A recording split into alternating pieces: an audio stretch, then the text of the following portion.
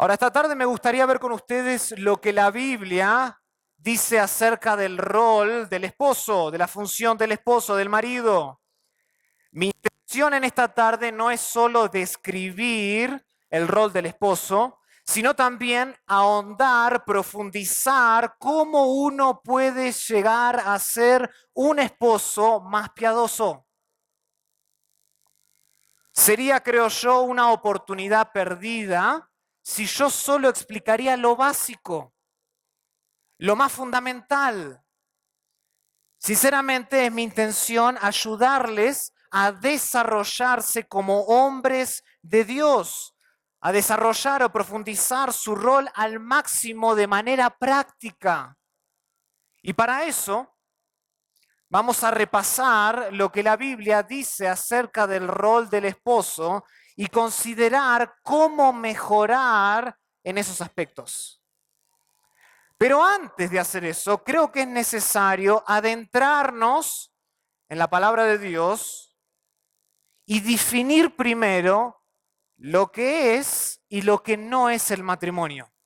Creo que eso es importante. ¿Qué es y qué no es el matrimonio? Y para eso les voy a invitar a que abran sus Biblias al capítulo 2 del libro de Génesis. Porque tenemos que empezar por el comienzo.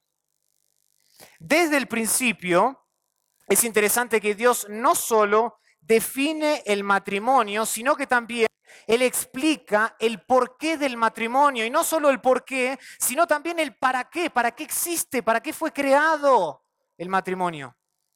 Y noten en el versículo 18 del capítulo 2 de Génesis, que se nos señala que Dios considera como algo no bueno que el hombre esté ¿qué? Solo. Dios considera algo no bueno que el hombre esté solo. Ahora, vale la pena notar que este es el único momento en todo el acto creativo de Dios en donde se menciona que algo no es bueno. En varias ocasiones, 7 para ser más preciso, Dios observa distintos aspectos, distintos elementos de su creación, de su diseño, y los considera como realmente buenos. Van al capítulo 1 de Génesis, versículo 4, y vio Dios que la luz que él había creado era ¿qué? Buena. Versículo 10. Y llamó Dios a lo seco tierra y a la reunión de las aguas llamó mares y vio Dios que era ¿qué? Bueno, 12, produjo pues la tierra hierba verde, hierba que da semilla según su naturaleza, y árbol que da fruto, cuya semilla está en él según su género, y vio Dios que era bueno. Versículo 18, para señorear en el día y en la noche, y para separar la luz de las tinieblas. Y vio Dios que era bueno, que las dos grandes lumbreras. Versículo 21. Y todo ser viviente, y creó Dios los grandes monstruos marinos y todo ser viviente que se mueve, que las aguas produjeron según su género, y toda ave alada según su especie. Y vio Dios que era bueno. Versículo 25. Hizo Dios animales de la tierra según su género, y al final dice que Dios vio que era bueno. Y versículo 31. Y vio Dios todo lo que había hecho, y he aquí que era bueno en gran manera. Bueno, bueno, bueno, bueno. Solo hay un momento en el acto creativo de Dios donde se nos dice que algo no es bueno, y eso es precisamente en Génesis capítulo 2, versículo 18. Dios ve que el hombre está solo y no es bueno. Eso debe llamarnos la atención. Y este capítulo, el capítulo 2 de Génesis, básicamente nos da más detalles de lo que pasó en el día sexto de la creación. Nos da más detalles. Y en retrospectiva se nos informa que Dios no solo crea al hombre del polvo de la tierra, como vemos en el versículo 7 del capítulo 2, entonces Jehová Dios formó al hombre del polvo de la tierra, sino también que se nos dice que Dios crea para el hombre ayuda idónea. Versículo 18. Dice, no es bueno que el hombre esté solo, le haré ayuda idónea para él. Versículo 20. Y puso Adán nombre a toda bestia y ave de los cielos y a todo ganado del campo, mas para Adán no se halló ayuda idónea para él. O sea, este capítulo, el capítulo 2, nos da detalles de lo que pasó en el día sexto y nos dice que Dios no solo crea al hombre del polvo de la tierra, sino que crea para él ayuda, porque no es bueno que esté solo. O sea, el texto es claro, hermanos, de que la mujer fue creada para ser la ayuda adecuada, el complemento perfecto del hombre, lo que necesita. Su rol es distinto al del hombre. Por diseño divino, por voluntad de Dios, la mujer es su ayuda idónea. Y noten, hermanos, que Dios crea solo una ayuda, no muchas, una ayuda adecuada para el hombre, y era una mujer, no otro hombre. Es más, ¿quién es el que percibe que el hombre está solo? No es Adán, es Dios. Dios es el que percibe la soledad del hombre y por lo tanto crea a la mujer, al complemento perfecto. El texto nos dice que el hombre estaba descontento, que estaba de brazos cruzados y que no sabía qué hacer. Estaba indignado con su estado de soltería. Eso no es lo que dice el texto. Todo lo contrario. Se nos demuestra a Dios tomando la iniciativa en su diseño sabio y absoluto de crear el complemento perfecto para el hombre.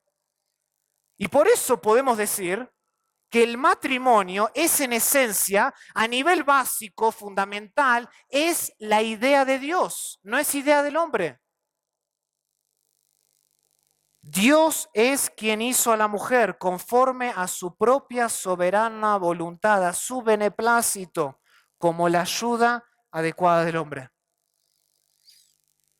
Dios crea primero al hombre del polvo de la tierra y luego forma a la mujer de uno de los lados del hombre, versículo 21. Entonces Jehová, Dios, hizo caer sueño profundo sobre Adán y mientras éste dormía, tomó una de sus costillas, literalmente puede ser entendido como uno de sus lados, y cerró la carne en su lugar. Y de la costilla que Jehová Dios tomó del hombre, hizo una mujer, Dios la formó. ¿Por qué hace Dios esto? ¿Se preguntaron alguna vez por qué Dios crea a la mujer del lado del hombre? ¿Que no había suficiente polvo de la tierra para crear otra mujer? Claro que lo había, pero creo que Dios quería demostrarnos aquí que somos absolutamente iguales en nuestro ser y en nuestra importancia, ya que procedemos literalmente de la misma sustancia. De la misma sustancia. De lo que el hombre es, Dios extrajo una parte para que sea la mujer y la forma. Y esto es justamente lo que reconoce el hombre. Noten, versículo 23.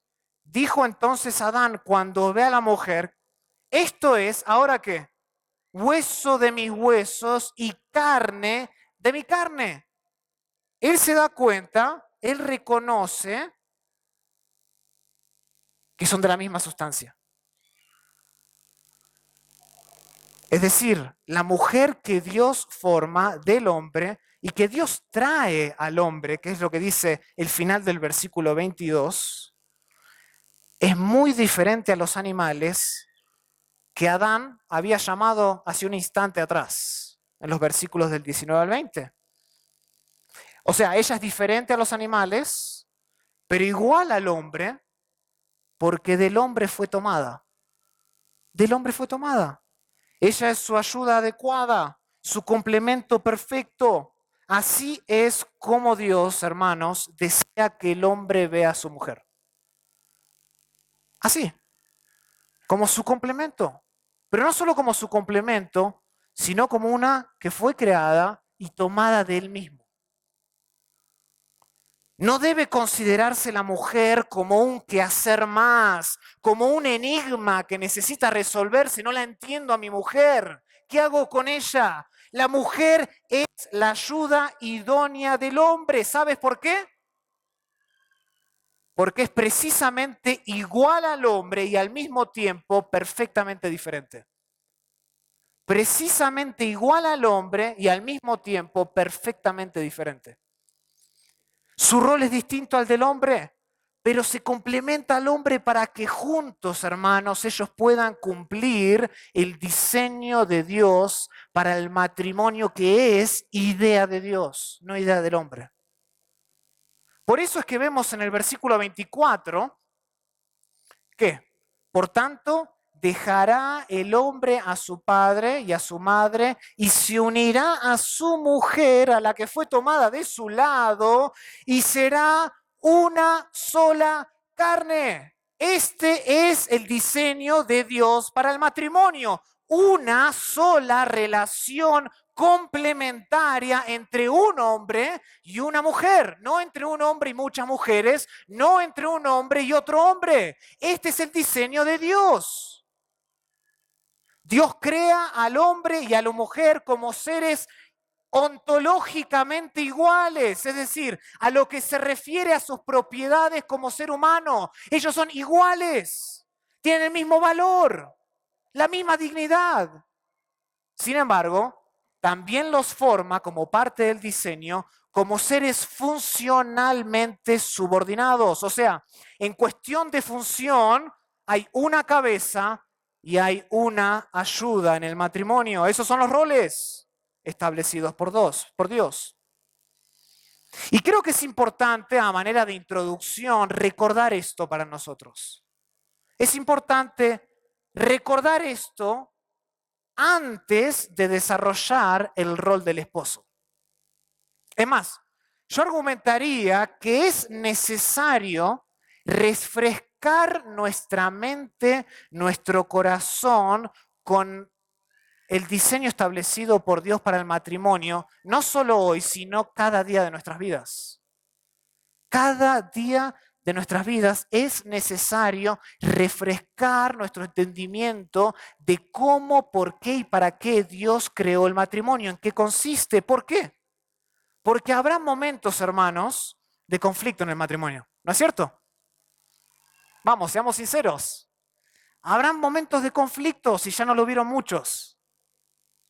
Habrán momentos de enfrentamiento realmente desafiantes, desequilibrantes en la relación entre tú y tu esposa.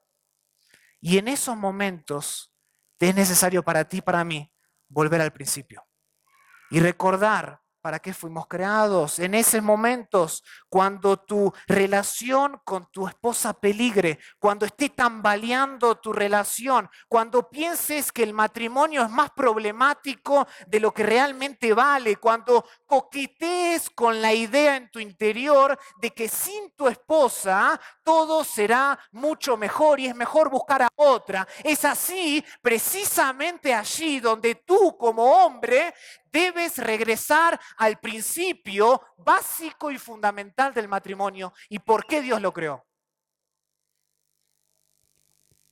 Ella, nunca lo olvides, hermano, ella es hueso de tus huesos y carne de tu carne. Ella es igual a ti. Ella es tan importante como tú, no menos. Ella no es un ser inferior. De hecho, argumentaría que debes considerarla a tu mujer como más importante que a ti mismo. Y reconocer que los dos juntos, de manera complementaria, conforman esta relación de una sola carne. Y como cabeza de esta relación, como líder de esta relación, es tu responsabilidad amarla. Es tu responsabilidad amarla. Tú debes ser el primero que busca la reconciliación entre ambos. Tú debes ser el primero que toma la iniciativa y guía a tu esposa hacia una manifestación más fiel de lo que Dios pretende de tu matrimonio. Eso no recae sobre tu esposa, recae sobre ti, como vamos a ver hoy. Es tu deber hacerlo en la medida que sea posible, como puedas. Esto depende de ti, no de tu esposa. Porque comúnmente se piensa que es la mujer la que trae el amor a la casa, al hogar. No, no, no, eso es cuestión, las rosas y todo eso, eso es cuestión de la mujer. Ella es la que muestra amor de distintas maneras, no es mi responsabilidad, no es mi iniciativa, pero de acuerdo al diseño establecido por Dios, esto no es así como vamos a ver hoy. El hombre como cabeza de esta relación debe desplegar su liderazgo amando a su esposa, así como Cristo amó a la iglesia. Y a continuación, entonces, me gustaría examinar, eso fue solo la introducción, me gustaría examinar lo que Dios exige del esposo. ¿Qué es lo que Dios exige del esposo para que tu matrimonio traiga gloria a Dios? La gloria que Él solo se merece, no la gloria que tú buscas como marido. Y estos principios son básicos, estos principios son fundamentales, no son nuevos, estos principios no son innovadores, pero son, hermanos, absolutamente indispensables, cruciales para llegar a ser un esposo más piadoso, según el criterio de Dios. Hay 3 requisitos que quiero ver con ustedes y lo vamos a ver en este orden. Y el primer requisito, 3 obligaciones de un esposo piadoso. El primero es este: ama a tu esposa de manera sacrificial. Ama a tu esposa de manera sacrificial. Abran sus Biblias, por favor, al libro de Efesios. Y lo que voy a hacer esta tarde es un poquito más distinto a lo que realmente hago. Prefiero quedarme en un solo texto. Hoy vamos a ver una pluralidad de textos, una teología del rol del esposo, pero creo que es necesario ir por toda la Biblia de principio a fin. Empecemos en Efesios 5. Ya vimos Génesis 2. Observen lo que Pablo dice, inspirado por Dios, en los versículos 22 y 24 del capítulo 5. ¿Qué dice? Las casadas estén sujetas a sus propios maridos como al Señor, porque el marido es cabeza de la mujer, así como Cristo es cabeza de la iglesia, la cual es su cuerpo y Él es su Salvador. Así que, como la iglesia está sujeta a Cristo, así también las casadas lo estén a sus maridos en todo. Según Pablo, la razón principal por la que cada mujer debe someterse a su marido es porque el marido es la cabeza de la mujer, así como Cristo es la cabeza de la iglesia, versículo 23. Es decir, esta función pertenece al hombre y no a la mujer. El texto es claro. El hombre fue creado para ser la cabeza, para ser el líder de esta relación de una sola carne. Ahora, ¿qué significa esto? ¿Qué significa ser cabeza del hogar, cabeza de la mujer? Porque la verdad es que cuando pensamos de este rol, generalmente lo definimos en base a lo que el mundo dice de ser un líder. Pensamos que ser cabeza significa ser el jefe. Ser el jefe, todo en la oficina gira alrededor del jefe, ¿no es cierto? Todo. Todo lo que él quiere, lo que el jefe quiere, eso se hace, ¿no es cierto? Si algo le hace feliz, todos a una tratan de hacerlo. Tratan de servirle. Esta es en esencia la definición de liderazgo que tiene el mundo. En esto consiste la verdadera autoridad según el mundo, de manera secular. Todo gira alrededor de la cabeza. Todo el mundo trabaja, todo el mundo le sirve, todo el mundo se esfuerza para hacer que el líder sea feliz, para satisfacer sus deseos, para hacer lo que él manda, lo que le place, y todo el mundo le sigue. Sin embargo, esto va muy en contra de lo que la Biblia dice y espera de la cabeza. Leamos una vez más lo que Pablo dice, en versículo 25.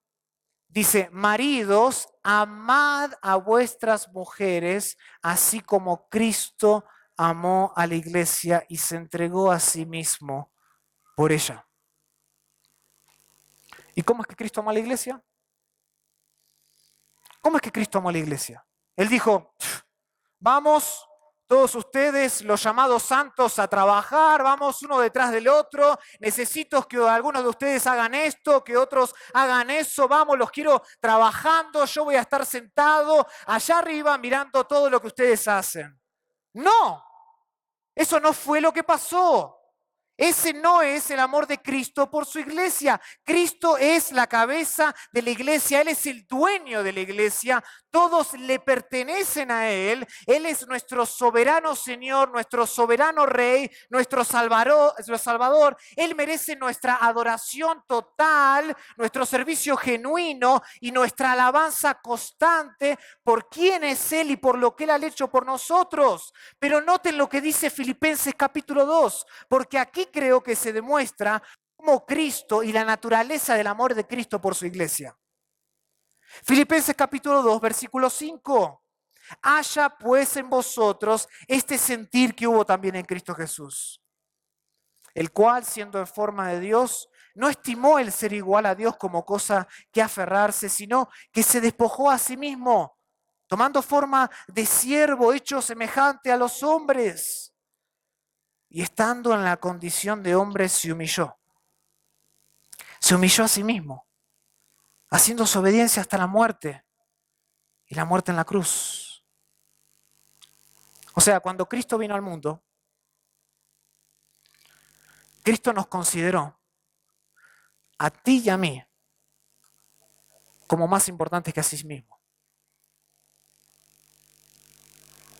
Es decir, Cristo no buscó sus propios intereses en esto, sino que Él dejó su trono en gloria, tomó sobre sí todas las limitaciones de la humanidad, haciéndose obediente hasta la muerte y muerte en la cruz. ¿Saben qué es eso?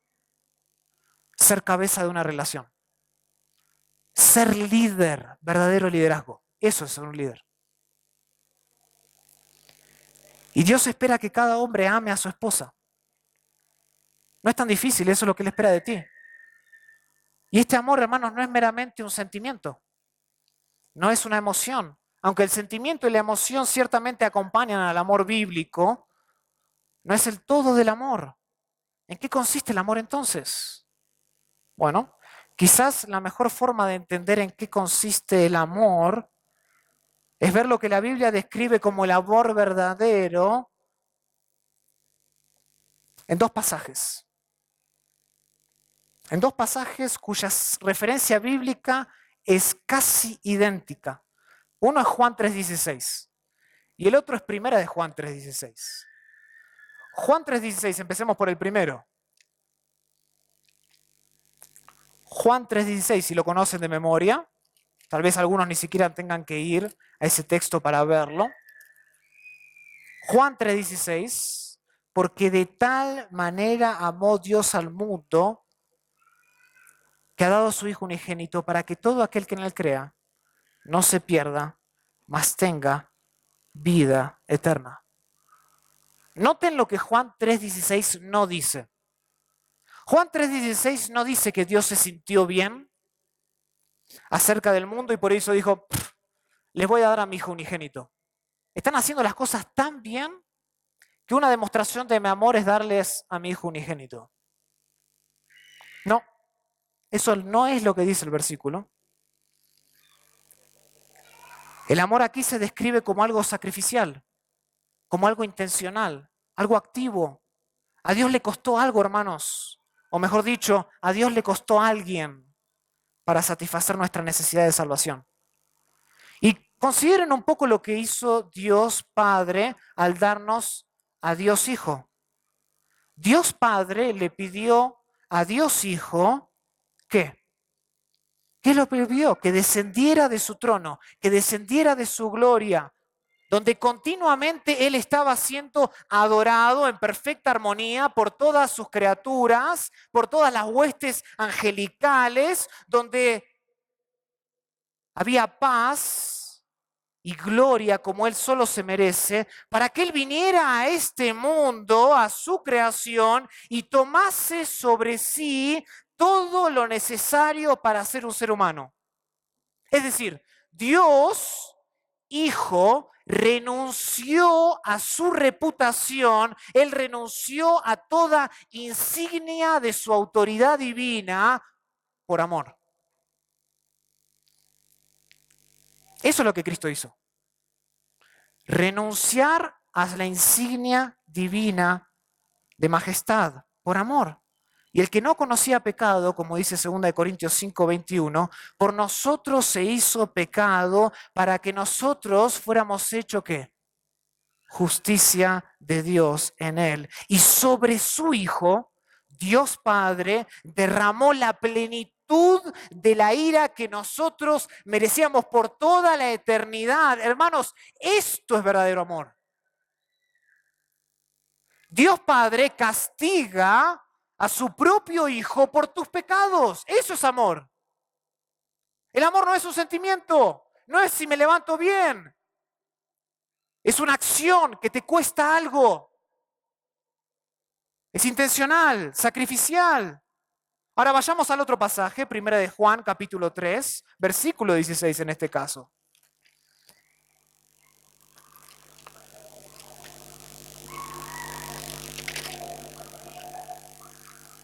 Primera de Juan, capítulo 3, versículo 16.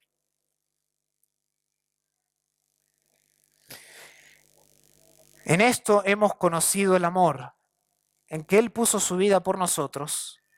También nosotros debemos poner nuestra vida por los hermanos. Generalmente vamos a describir el amor a Juan 3:16, pero Primera de Juan 3:16 tiene mucho que enseñarnos, ¿no es cierto? Porque aquí es donde conocemos el amor. Aquí es donde se conoce. El amor no se trata de meros sentimientos, no se trata de emociones superficiales. El amor es una acción. Y aquí dice que en esto consiste el verdadero amor, en que Él puso su vida por nosotros, Él la entregó. Y también nosotros, de manera natural, si hemos gustado de la gracia de Dios en Cristo Jesús, debemos poner nuestra vida por nuestro hermano. O sea, cuando tú ves la necesidad de alguien, haces lo que es lo mejor para esa persona. Eso es amor. ¿Y por qué lo haces? Porque esa persona justamente tiene una necesidad de algo. No es tan complicado amar a alguien. Si una persona tiene necesidad de amar, tiene necesidad de algo, tú tienes una oportunidad única de reflejar el amor de Cristo, según 1 Juan 3:16. Porque alguien tiene necesidad, nosotros podemos y debemos amar. Esta debe ser nuestra definición de amor. En esto justamente debe consistir nuestro amor, en este caso, por nuestra esposa. Por nuestra esposa. Y yo sé que muchos de ustedes ahora mismo, están amando a sus esposas de manera sacrificial. Y esto les parece redundante. Esto les parece, oh, yo ya me conozco esto. Ya sé que tengo que amar a mi esposa y lo estoy haciendo de manera sacrificial. Y algunos de ustedes están constantemente supliendo de manera activa, tomando la iniciativa de suplir lo que tu esposa necesita. Pero también sé, hermanos, que es posible que te canses de hacerlo. Yo sé que es posible que un día simplemente tú te levantes y te agotes, te canses de amar a tu esposa como Cristo amó a la iglesia. Es muy posible.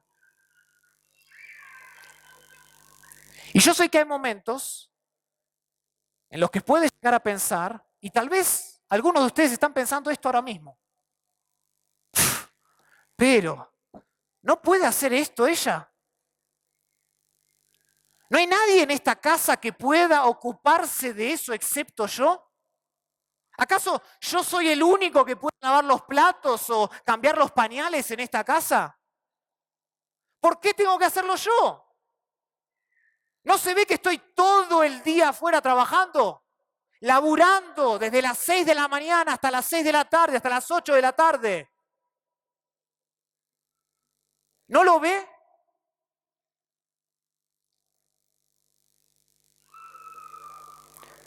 Hermanos, es nuestra obligación amar a nuestras esposas de manera sacrificial y activa.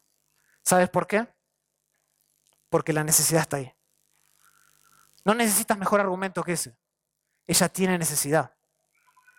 Y tú debes amarla. O sea, tú no lo haces, tú no amas a tu esposa porque quieres una mejor relación con tu esposa. Eso sería equivocado pensar eso. Eso sería con fines egoístas. Yo hago para que ella me dé. No lo haces para que ella te diga gracias después de hacerlo. No lo haces solo para mantener la paz en el hogar. Oh, yo ya sé. Yo ya sé que si vengo a casa y saco la basura, mi esposa está contenta. ¿Es suficiente? ¿Es lo que necesita? No. Lo haces porque esto es lo que Dios espera de ti como un esposo piadoso. Y lo haces porque hay constantes necesidades que tu esposa tiene. Tan simple como eso. No es complicado. Entonces busca, hermano, amar a tu esposa de manera práctica, de manera tangible, las 24 horas del día. Así como tu esposa trabaja las 24 horas del día como madre y parece que nunca descansa. Ama, ama sacrificialmente. Entrégate, porque hay necesidad y no necesitas mayor argumento que eso. Esa es la primera obligación, el primer requisito de un esposo piadoso. No solo debes amar a tu esposo de manera sacrificial, sino que debes guiar, segundo, a tu esposa de manera servicial. Guía a tu esposa de manera servicial. Volvamos a Efesios capítulo 5. Guía a tu esposa de manera servicial. Efesios 5. Y en Efesios 5:23 nosotros leímos que las esposas deben estar sujetos a sus propios esposos porque el hombre es la cabeza de la mujer. Esta función de cabeza del líder del hogar, sin embargo, no se mide simplemente por cómo amamos o amas a tu esposa, sino también por cómo guías a tu esposa. ¿Pero qué significa guiar a tu esposa? ¿Cómo luce eso en la práctica? Aunque es cierto que no es necesario que todo gire alrededor tuyo para ser la cabeza, para ser el líder que Dios espera de tu relación con tu esposa, tú sí eres el responsable de todo. Tú sí eres el responsable de todo. Tú eres el responsable del cuidado de todos en el hogar, de supervisar todo lo que sucede en el hogar. Y tú eres el responsable, hermano, de asegurarse de que todo busque glorificar a Dios en tu matrimonio. Esa es tu responsabilidad. Desde el principio, por ejemplo, se nos describe al hombre ejerciendo dominio sobre la tierra al llamar a los animales, y él le pone nombre a los animales antes de que quién fuese creada. La mujer. En Génesis 2, versículo 19.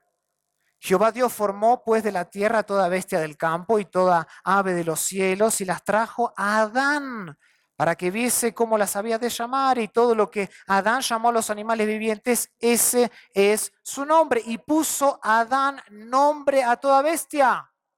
Él fue el responsable.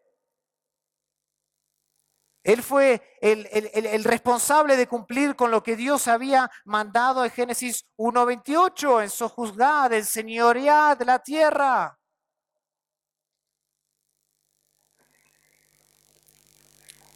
Al hombre, por ejemplo, se le ordena que labre, que guarde el jardín del Edén, el huerto del Edén, y que no coma de qué. del árbol de la ciencia del bien y del mal. Recuerdan, Génesis 2, versículo 15, tomó pues Jehová Dios al hombre y lo puso en el huerto de Edén para que lo labrara, para que lo guardase. Y mandó Jehová Dios al hombre diciendo, de todo árbol del huerto podrás comer. Y continúa, pero Dios le da la orden al hombre.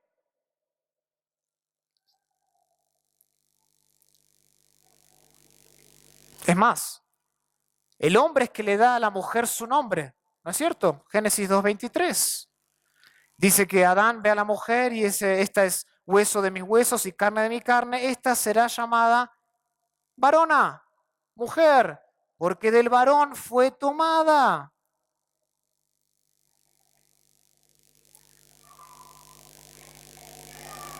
Y no solo eso, Dios llama al hombre en lugar de a la mujer para que dé cuentas del pecado de la humanidad.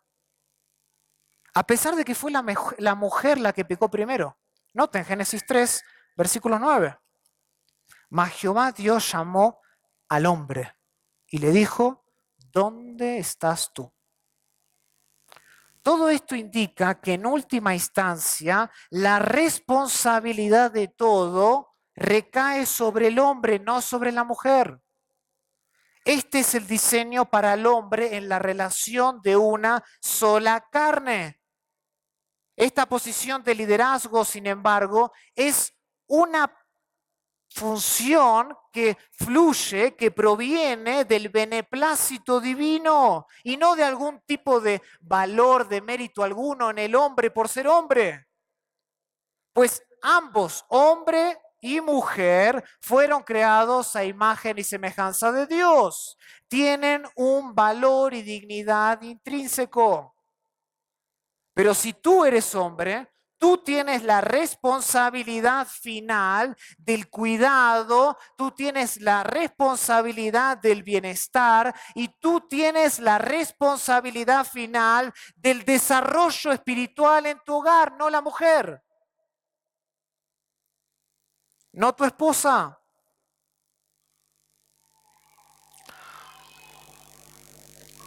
Habiendo dicho esto, debemos diferenciar entre la autoridad y el autoritarismo en el hogar.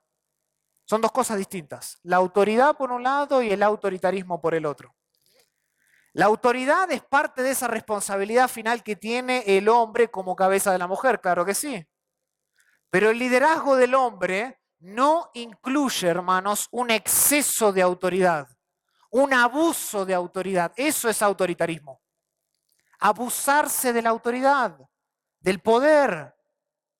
Y para eso les voy a pedir que me acompañen a Lucas capítulo 22. Que me acompañen a Lucas capítulo 22 por un momento.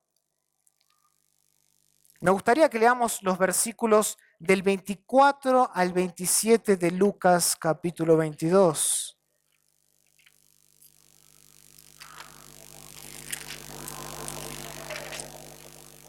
Porque en este pasaje, Cristo le enseña a sus discípulos una de las lecciones que más les costó aprender y que le tuvo que enseñar una y otra vez. Y en el versículo 24 dice, hubo también, de Lucas 22, entre ellos una disputa sobre quién de ellos sería el quién, el mayor. Pero les dijo, los reyes de las naciones se enseñorean de ellas y los que sobre ellas tienen autoridad son llamados ¿qué? Bienhechores, mas no así vosotros, sino sea el mayor entre vosotros como el más joven, el que dirige como el que ¿qué? Como el que sirve, porque ¿cuál es mayor? ¿El que se sienta a la mesa o el que sirve? ¿No es el que se sienta a la mesa? Mas yo estoy entre vosotros como el que ¿qué? Como el que sirve. Como el que sirve. En esencia, en este pasaje, Cristo responde a la pregunta, ¿qué es el liderazgo bíblico? ¿En qué consiste el liderazgo bíblico?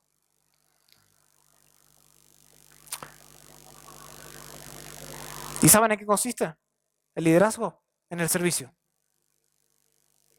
En el servicio. Eso lo dicen en los versículos del 26 al 27. Y la ironía de este pasaje, ¿saben cuál es? Es que Cristo ya había contestado estas preguntas varias veces con su propio ejemplo. Varias veces, en varias ocasiones, Cristo le había contestado, le había moldeado esta pregunta, esta respuesta a esta pregunta con su vida. ¿O no? ¿Cuántas veces, por ejemplo, Cristo encontró una manera de servir a otros a pesar de que Él había estado con la gente todo el día sin parar de hablar, sin parar de enseñar, haciendo milagro tras milagro y enseñando ininterrumpidamente? Él lo hizo muchas veces en su ministerio. ¿Y por qué lo hacía? ¿Por qué Cristo hacía eso? Porque los veía a ellos como ovejas sin pastor. Necesitaban un líder y continuó ministrando vez tras vez, vez tras vez. Los dejaba venir, que se acerquen a Él indiscriminadamente, que vengan, que tengan acceso a su persona. Los servía incansablemente y en su servicio Él los guiaba como ninguna otra persona en la faz de la tierra. Y esa fue una de las características del liderazgo de Cristo en su ministerio terrenal, el servicio, el ser líder a través del servicio. Sin embargo, ¿cuántas veces, hermanos, nosotros pasamos por alto esto en la Biblia? Por ejemplo, cuando llegó el momento de escoger a los 12, ¿recuerdan ese pasaje? Lucas 6. Ahí nomás, unos capítulos antes. Cuando llega el momento de escoger a los 12, en Lucas capítulo 6, Cristo permanece, noten, versículo 12, 6:12. En aquellos días Él se fue al monte a orar y pasó ¿qué? Y pasó la noche orando. Y pasó la noche orando a Dios. Pasó toda la noche orando. ¿Y saben lo que hizo el otro día? Versículo 17.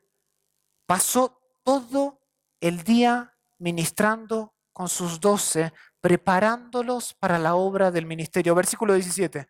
Y descendió con ellos y se detuvo en un lugar llano en compañía de sus discípulos y de una gran multitud de gente de toda Judea y empieza a ministrar. Y pueden seguir leyendo.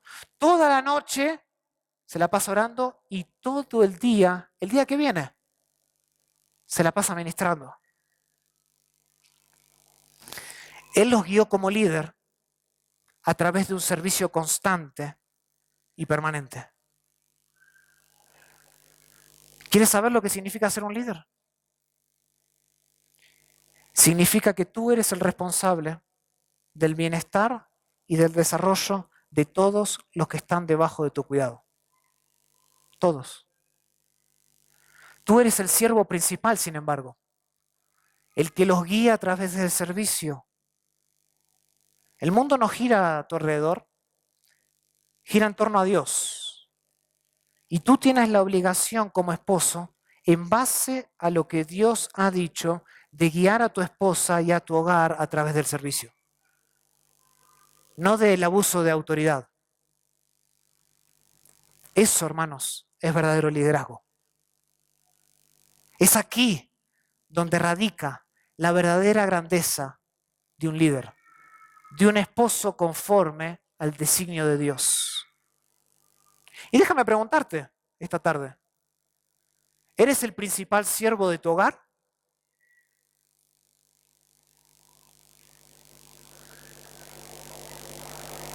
Si le preguntara a tu esposa, ¿eres el principal siervo de tu hogar? ¿O te cuesta humillarte? ¿Te cuesta tener que venir al trabajo y servir a tu hogar? ¿Te cuesta seguir el ejemplo de Cristo, que dejó la gloria por amor a vos?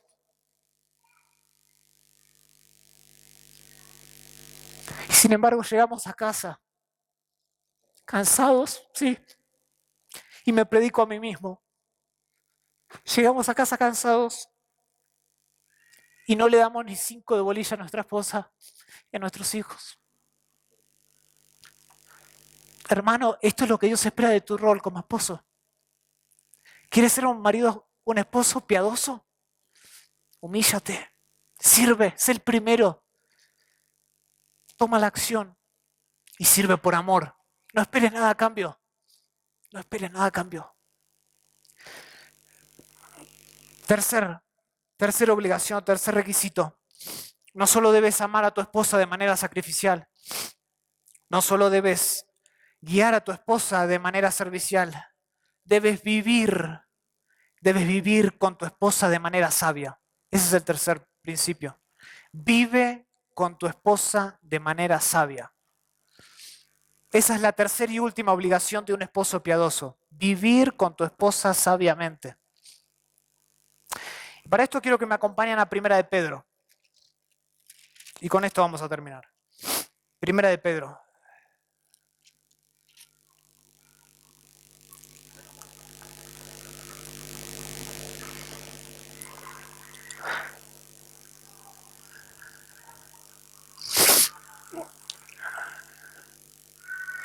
Y en Primera de Pedro, en el capítulo 2, Pedro le dedica una gran parte, varios versículos, a lo que significa vivir una vida que glorifica a Dios. Y eso pueden verlo en Primera de Pedro, capítulo 2, versículos del 11 al 12.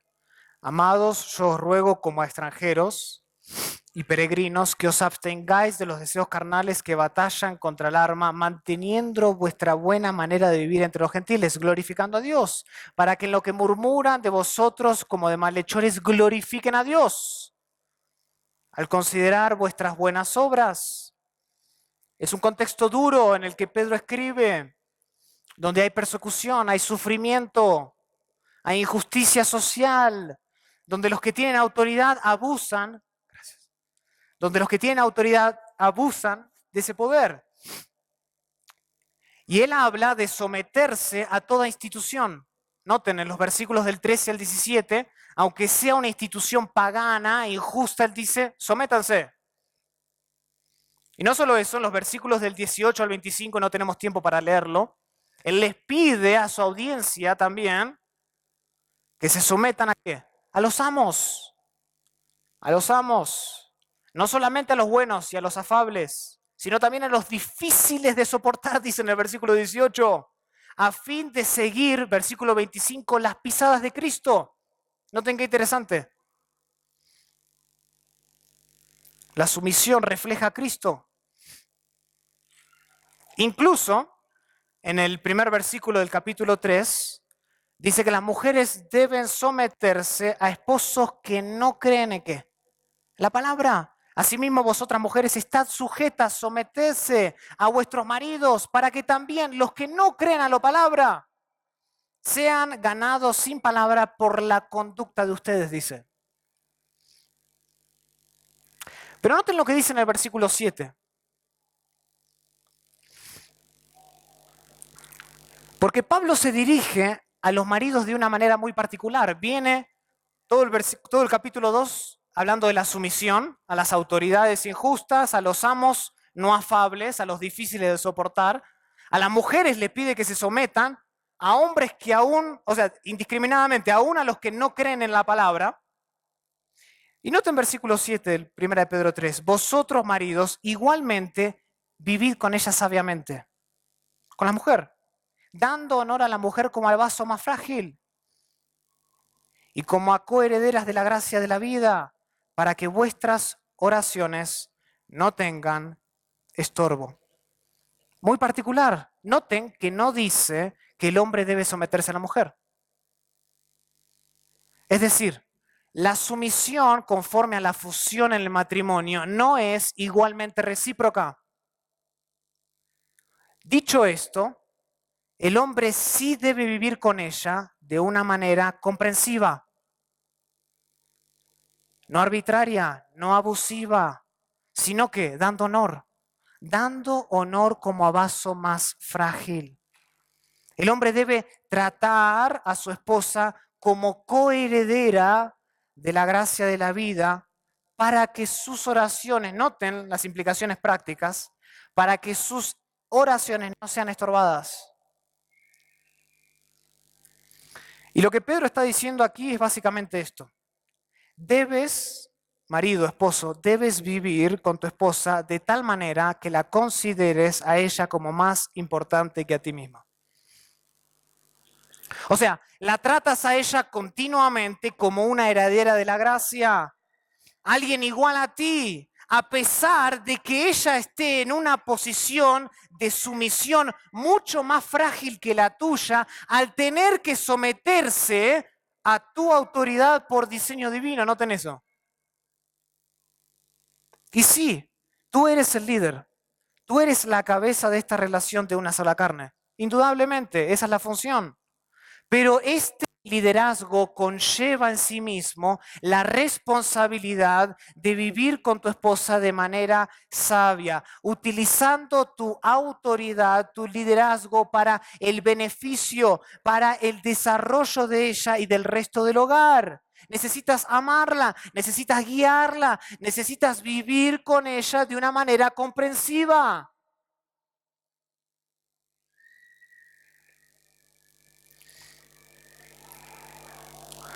¿Quieres saber por qué es tan difícil para tu esposa que se someta a tu liderazgo a veces? ¿Cuál es la razón por la que mi esposa, me quejo, no se somete a mí? ¿Quieres saber cuál es la razón? Bueno, quizás porque las decisiones que has tomado últimamente giran a tu alrededor en vez de alrededor del reino de Dios y su justicia.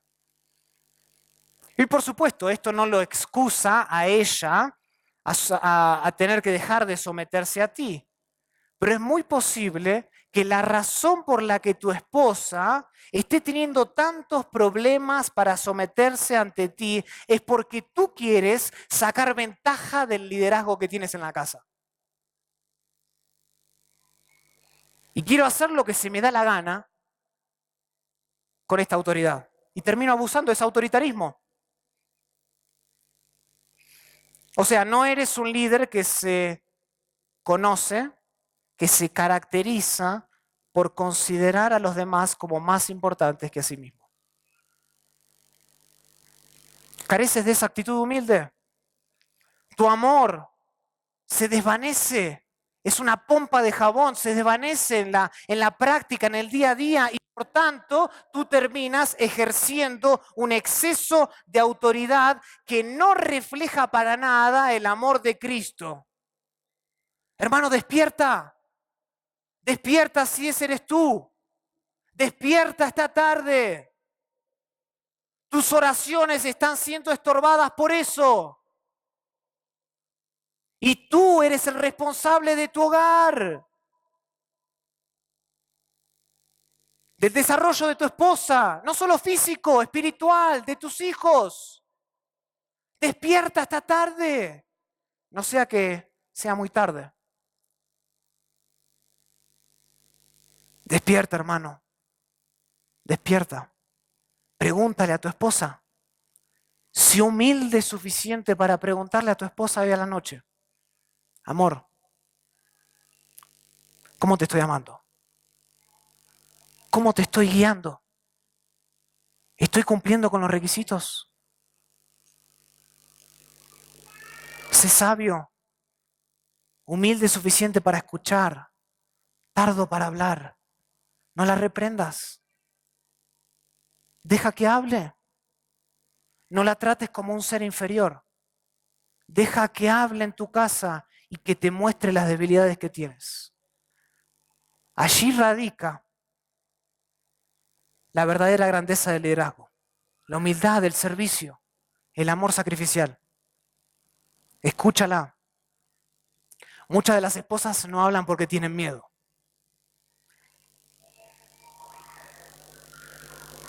Y porque en tu casa se conoce más como el jefe que como un esposo piadoso. Deja que hable tu esposa, escúchala. Y ve a la Biblia, qué es lo que la Biblia dice. Hermanos, estas son las expectativas. Esto es lo que Dios requiere de ti como esposo, como marido, como siervo, como líder, como cabeza del hogar. Y son sumamente importantes. No son innovadoras estas ideas, estos principios, pero hermanos, no hay, y escuchen esto, no hay otras obligaciones en tu vida cristiana como hombre, las que debas trabajar más duro por el resto de tu vida, de manera diaria, que ser y buscar ser un esposo más piadoso. No hay otra obligación más grande que esta. Dedica tiempo, esfuerzo, así como trabajas afuera, trabaja dentro en tu casa, trabaja en tu corazón, mucho tiempo, lee, medita, busca sazonarte del conocimiento de Dios, ora, pone en práctica tu rol siguiendo el ejemplo de Cristo y busca de hacerlo de maneras tangibles, prácticas, no hables en teoría, haz lo que tienes que hacer. No hay nada más importante que esto, que tu llamado para ser hombre. Todos los días debes considerar si estás siendo el esposo que Dios pretende de ti. Vive cada día, hermano, cada momento, anticipando una pregunta. ¿Y saben cuál es la pregunta que deben anticipar cada día? La misma pregunta que Dios le hizo al primer hombre en Génesis 3:9. ¿Dónde estás tú? ¿Dónde estás tú como esposo? ¿Dónde estás tú como cabeza de tu esposa? ¿Dónde estás tú como líder del hogar? Hermano, pregúntate y tiembla ante la posibilidad de cuál sea la respuesta. ¿Dónde estás tú hoy como esposo? Y deja que la respuesta te confirme algo o que la conciencia te coma. Permite eso, pregúntate eso esa noche. Oremos.